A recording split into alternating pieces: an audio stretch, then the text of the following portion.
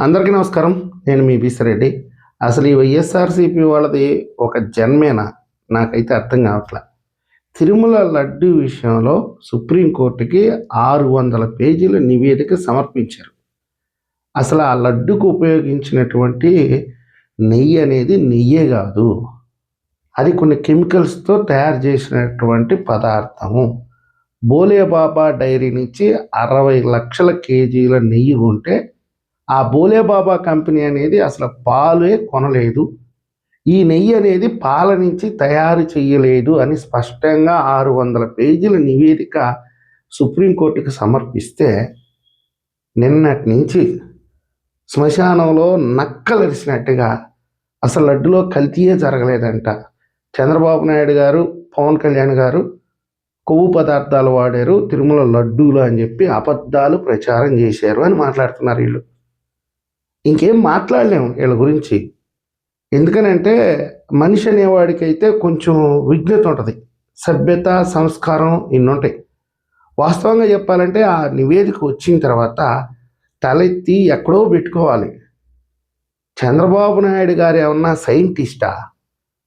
ఆడ కల్తీ జరిగింది అనే నివేదిక ఆయనకు వస్తే అది నెయ్యి కాదు, అందులో కొన్ని కొవ్వు పదార్థాలు కలిసినట్టుగా చెప్తున్నారు అన్నాడు.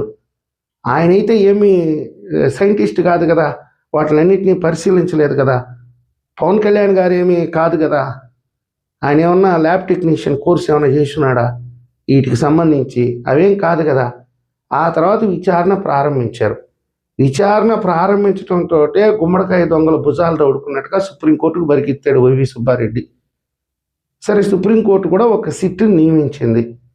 ఆ సిట్టు 6 నెలల పాటు ప్రతి ఒక్క విషయాన్ని శోధించి తేల్చినటువంటి విషయం ఏంటంటే తిరుమల లడ్డూలో వాడినటువంటి నెయ్యి అనేది నెయ్యి కాదు, అది పాల నుంచి వచ్చిన నెయ్యి కాదు, అది కెమికల్స్ నుంచి వచ్చినటువంటి నెయ్యి అని. మరి సిగ్గు లేకుండా అసలు లడ్డే కల్తీ కాలేదు, చంద్రబాబు నాయుడు గారు అబద్ధం చెప్పాడు, పవన్ కళ్యాణ్ గారు అబద్ధం చెప్పాడు, మా అన్న సూపరు, ఎలా మాట్లాడతారా? నాకైతే అర్థం కావట్లేదు. కొంచెం అన్నా బుద్ధి జ్ఞానం ఉండాలిగా ఇలాంటి ప్రచారం చేసుకోవడం. నాకు ఒకటే బాధ అండి ఈ ప్రభుత్వం మీద. ప్రైమరీ రిపోర్ట్ వచ్చిన నాడే ఆనాటి టీటీడీ చైర్మన్ని, ఈఓని, ఎవరైతే పర్చేజ్ కమిటీ మెంబర్స్ ఉంటారో వీళ్ళని మొత్తాన్ని అరెస్ట్ చేసి బొక్కలో వేసి ఏ విధంగా విచారణ చేయాలో ఆ విధంగా కానీ విచారణ చేస్తుంటే అన్ని వాస్తవాలు ఆనాడే బయటకు వచ్చేసిండే. చాలా డిలే చేసేసారు. రాజకీయంగా ఏమన్నా ఇబ్బందులు ఎదురవుతాయేమో, ఇంకొక రకమైనటువంటి ఇబ్బందులు ఏమన్నా ఎదురవుతాయేమో, ఇవన్నీ ఆలోచించి ఆలోచించి ఆలోచించి ఆ నిర్ణయం తీసుకోవడంలో తాత్సారం చేయబట్టి వైసీపీ వాళ్ళు ఇన్ని మాట్లాడుతున్నారు. నిజంగా చెప్పాలంటే చాలా బాధాకరం అండి. ఆ కల్తీ నెయ్యి అనేది కేవలం భక్తులకు అక్కడ ఉండేటటువంటి ప్రసాదం కార్యక్రమాలకు వాడతారు కాబట్టి సరిపోయింది.